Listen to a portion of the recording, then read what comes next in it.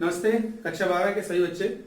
पिछले लेक्चर पे हम लोग फिनॉल के नामकरण की बात कर रहे थे और हमने फिनॉल का नामकरण देख लिया था। उसके बाद हमने फिनॉल के बनाने की विधि देखी थी और मैंने एक फोटो भेजी थी और ये कहा था कि उसको फिर जब मौका मिलेगा तब उसको एक्सप्लेन करते हैं। तो चलिए आइए आज देखते हैं फिनॉल के बनाने की विधियां। सो मैं यहां पर लिख देता हूं फिनॉल।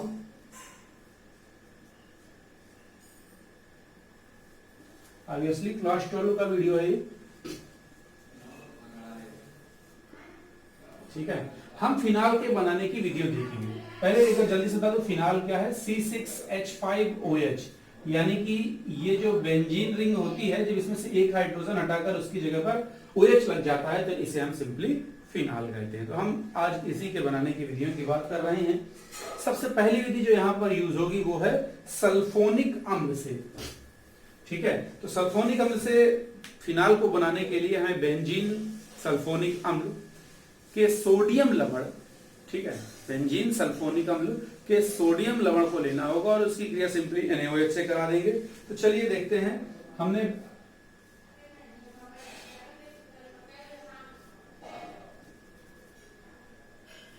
SO3Na और इसके साथ में इसकी क्रिया हम NaOH से करा देते हैं। तो जैसे ही हम इसकी क्रिया NaOH से कराएंगे, देखिए यहां पर कुछ टेम्परेचर भी लिया गया है जो कि है 573 से 623 केल्विन। 573 से 623 केल्विन, यानी कि इसको हमें गर्म करना पड़ेगा या इसे कह सकते हैं गलाना पड़ेगा। इसी को हम लोग संगलन कहते हैं। गलाने पर यह सोडियम फिनॉक्साइड बनाता है, सोडियम फिनॉक्साइड बनाता है, यानी कि ONA और साथ में Na2SO3 प्लस H2O। ये this is sodium phenoxide, sodium phenoxide. अब इस सोडियम फिनॉक्साइड को सिंपली HCl के द्वारा गर्म करते हैं और जैसे हम HCl से इसकी क्रिया कराएंगे तो हमको फिनॉल प्राप्त हो जाएगा। देखिए कैसे, ये हमने सोडियम फिनॉक्साइड लिया ONA और इस ONA के साथ में हम क्रिया करा रहे हैं HCl की। देखिए ये Na और ये Cl, ये दोनों तो आपस में क्रिया करके NaCl बना देंगे। जो बचेगा वो जुड़ जाएगा, ये बन गया OH प्लस NaCl। तो इस प्रकार से ये सल्फोनिक अम्ल से फिनॉल के निर्माण की विधि हो गई, ठीक है। तो हमने क्या किया, एक बार फिर से मैं जल्दी से बताता हूं। बेंजीन सल्फोनिक अम्ल का सोडियम लवण लिया, उसकी क्रिया NaOH से कराई। क्रिया क्या कराई, इसको संगलन कराया है। उसके लिए टेम्परेचर दिया 573 से 623 केल्विन। इसके बीच में लगभग इसको गलाया गया। गलाने पर ये जो SO3Na है वो यहां से एक, अब मैं इसको अच्छा दो हिस्सों में लिखता हूं, NaOH NaOH, ठीक है। तो इसने एक Na को इस प्रकार से लिया और देखिए Na2SO3, ये रहा Na2SO3। अब एक चीज और देखिए, इस जगह का जो ONA है वो आकर इस जगह पर एडजस्ट हो गया और ये बन गया ONA और जो शेष रह गया वो हो गया आपका H2O। तो इस प्रकार से यहां पर आपको H2O प्राप्त हो गया। आगे देखिएगा, अब ये जो सोडियम फिनॉक्साइड है इसको सिंपली HCl से क्रिया करा दी गई। HCl से क्रिया कराने पर ये सोडियम और ये क्लोरीन, मैंने यहाँ वाला प्लस, ऐसे प्लस और माइनस है, ऐसे ही ये वाला प्लस और माइनस है, ये प्लस और ये माइनस, फर्स्ट है सेवेंथ है, NaCl बना लेते हैं और ये H इसकी जगह पर आ जाता है और हमको फिनॉल प्राप्त हो जाता है। तो ये हुआ फिनॉल के बनाने की विधि सल्फोनिक अम्ल से। अब हम बात करेंगे फिनॉल के ही निर्माण की एक दूसरी विधि पर, ठीक है। देखिए जो फिनॉल के निर्माण की दूसरी विधि है वो है डाईएजोनियम लवणों से। ये फिनॉल के प्रयोगशाला निर्माण की सुविधाजनक विधि है। बेसिकली इसका यूज मतलब इसको आप लैब मेथड भी कर सकते हैं। सो मैं यहां पर लिख देता हूं लैब मेथड। इस विधि में सल्फ्यूरिक अम्ल की उपस्थिति में या भाप आसवन विधि द्वारा डाईएजोनियम लवण का जल अपघटन कराया जाता है और एक्चुअल में करते क्या है, हम डाइल्यूट H2SO4 लेते हैं और उसमें खूब उसको भाप की सहायता से उसमें गर्म करते हैं, जिससे डाईएजोनियम लवण का जल अपघटन होता है और हमको फिनॉल प्राप्त होता है। चलिए यह बेंजीन डाई एजोनियम लवण है NNCl, ठीक है, और प्लस और ये माइनस, ठीक। जी हाँ, जी हाँ, जी हाँ, नाइट्रोजन के पास 5 होते हैं, एक उसने छोड़ दिया, 4 ही बचे ना, तो एक यहाँ बाण लगा है और 3 यहाँ लगे हुए, और इधर पर इसने एक लिया है तो क्लोरीन वाला हो गया। तो इस प्रकार से यहाँ पर बात कर लेते हैं, ये जो यल है ये प्लस वाला, ये यहाँ एक्चुअल माइनस दिखाना चाहिए, क्योंकि नाइट्रोजन के पास तो 5 से 3 हो गए, इस वाले एक तो काम पूरा हो गया। ये जो एक इसने छोड़ा वो ये वाला क्लोरीन लिया रहता है, तो ये भी साथ में जुड़ा रहता है। तो इस तरह से बेंजीन एजोनियम लवण है, इसका हमें सिंपली भाप आसवन कराना है। भाप आसवन का मतलब कि इसको हमें पानी के साथ में गर्म करना है, और ध्यान ये देना है कि अम्लीय माध्यम में यानी डाइल्यूट H2SO4 की उपस्थिति में, सो हमने यहाँ पर लिख दिया डाइल्यूट H2SO4। चलिए टेम्परेचर में बता देता हूँ। टेम्परेचर क्या, इसने केवल कहा है कि ऊष्मा दे दीजिए, यानी कि गर्म कर दीजिए, और कुछ खास बात नहीं करनी है आपको। सो ये तो हमें पता ही है कि क्या बनेगा, नहीं पता? अरे भैया फिनाल बना रहे हैं, फिनाले बनेगा और तो कुछ बनेगा नहीं, ठीक है। तो फिनाल अपना बन गया, OH बन गया। अब हम इसके साथ में क्रिया कराएंगे, और देखिए इस H कैसे क्रिया हुई होगी, इसको मैं HOH लिखे दे रहा हूं। तो ये जो OH है आपको दिख ही रहा है कि वो इस स्थान पर एडजस्ट हो गया, तभी ये फिनाल बन रहा है। अब यहाँ पर केवल H रह गया, तो ये जो केवल H है वो इस Cl के साथ में आके क्या बना देगा, HCl। तो ये क्लोरीन और ये हाइड्रोजन ये भी अलग हो गए। अब क्या रह गया यहाँ पर, 2 नाइट्रोजन, तो प्लस N2। इस प्रकार से बेंजीन डाई एजोनियम लवण के द्वारा बड़ी ही आसानी से फिनाल को बनाया जा सकता है। नेक्स्ट पर हम लोग बात करेंगे किसी ग्रिग्नार्ड अभिकर्मक से।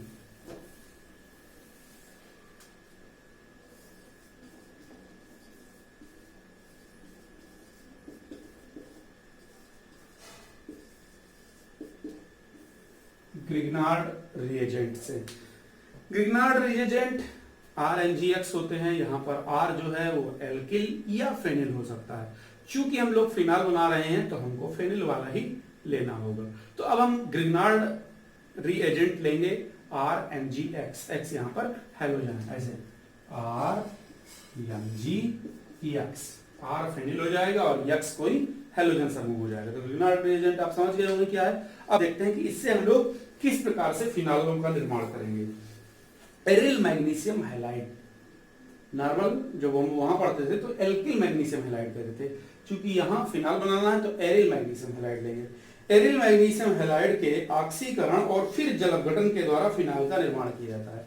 यानी पहले इनका ऑक्सीकरण करना होगा और फिर हमें जल अपघटन करना होगा। जल अपघटन का मतलब है जल से क्रिया करा तो 2 भागों में टूट जाए। जल के द्वारा अपघटन, जल अपघटन। तो जैसे फिनाल का निर्माण फेनिल मैग्नीशियम ब्रोमाइड से किया जा सकता है। फेनिल मैग्नीशियम ब्रोमाइड के ईथरीय विलयन में जब ऑक्सीजन प्रवाहित की जाती है तो एक ऑक्सी यौगिक का निर्माण होता है जो कि तनु खनिज अम्लों के द्वारा जल अपघटन पर फिनाल देता है। चलो देख करके ही देख लेते हैं, ज्यादा बेटर है। ये मैंने फेनिल और इस यहाँ पर MgBr होगा, ऑब्वियसली R की जगह पर ये फेनिल ग्रुप हो गया, फिर MgBr वैसा को वैसा ही लगा। तो कह रहा है पहले इसका ऑक्सीकरण करना है 1/2O2। एक बार किसी ने पूछा सर 1/2O2 का मतलब क्या है। बेसिकली ऑक्सीजन आणविक अवस्था में O2 रूप में रहता है, लेकिन जब वो रिएक्शन करेगा तो परमाणुविक अवस्था में करेगा, तो परमाणुविक का मतलब 1/2 कर दिया हमने। केवल आप ऑक्सीजन भी लिख सकते हैं। इसको ईथर की प्रेजेंस में या ईथरीय विलयन की उपस्थिति में इसका ऑक्सीकरण कराना है। इसलिए समझ सकते हैं कि ईथरीय विलयन में इसका ऑक्सीकरण आसानी से हो जाएगा। तो ऑक्सीकरण कराया, चलिए करा देते हैं। ऑक्सीकरण अपना क्या है,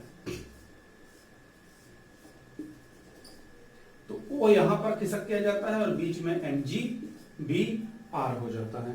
ठीक है, ये है phenyl oxy magnesium bromide. Phenyl oxy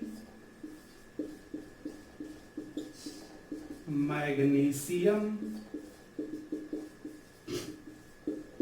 bromide. अब हमने क्या कहा था, पहले ऑक्सीकरण फिर जल अपघटन। तो जल अपघटन मतलब H2O से क्रिया अम्लीय माध्यम में कराएंगे तो H+ लिख दिया गया है, और कोई खास बात नहीं है। कुछ जगहों पर इस यहाँ पर तनु HCl करके भी लिखा रहता है, बात वही है। तो जैसे ही हम इसकी क्रिया कराते हैं अम्लीय माध्यम में, तो ये जो यहाँ का H+ है, H+ OH- यही तो 2 हुए, तो ये जो OH- है वो इस स्थान पर एडजस्ट हो जाएगा और जो H है वो यहाँ पर आ जाएगा। ठीक है, बेसिकली इस वाले हिस्से में हम इसको ऐसे भी कह सकते हैं कि इसके ऊपर माइनस है और इसके ऊपर प्लस है आंशिक रूप से। तो अब इस कंडीशन पे ठीक, अब मैं H और OH माइनस ऐसे तोड़ सकता हूं। तो ये जो OH माइनस है ऐसे समझिए कि ये प्लस के पास आ गया और ये जो H है वो माइनस के पास आ गया। तो OH इसकी जगह पर एडजस्ट हो गया तो यहां पर आ गया OH, अपना फिनाल बन गया। और साथ में बन जाता है MgOH Br, magnesium hydroxyl bromide. तो इस प्रकार से ये ग्रीनार्ड अभिकर्मक के द्वारा फिनाल के बनाने की विधि हो गई। अब हम बात करते हैं एक और विधि है जिसे कहते हैं हेलोएरीन से, लेकिन इस अभिक्रिया में नाम है एक, उसको हेलोएरीन से कहने की बजाय हम उसे डाउ प्रक्रम भी कहते हैं, जो है नाम वाला वही तो बदनाम है।